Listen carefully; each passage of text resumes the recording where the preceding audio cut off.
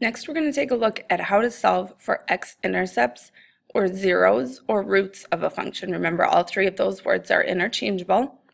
We've seen this before, so this should be a reminder. We're going to take a look at a quadratic function on how to find the zeros.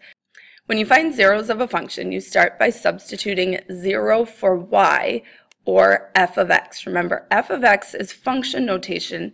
It simply replaces the y value.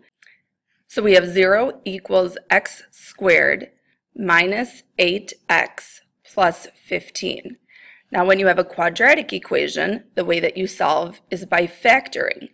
So this is a t-chart, what multiplies to 15 and adds to -8.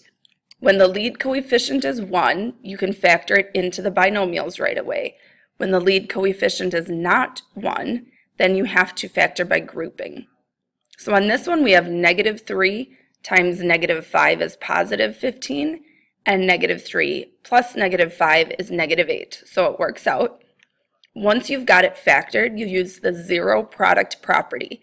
What that means is that when you multiply to 0, you must be multiplying by 0. That's the only way to multiply to 0.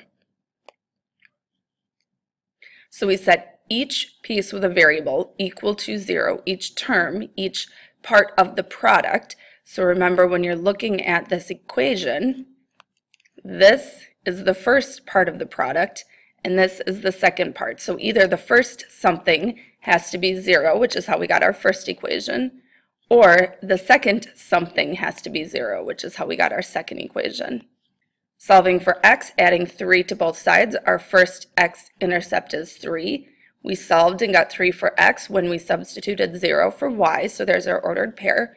And the second one, adding 5 to both sides, same thing, setting up our ordered pair. We solved to get 5 for x when we substituted 0 for y.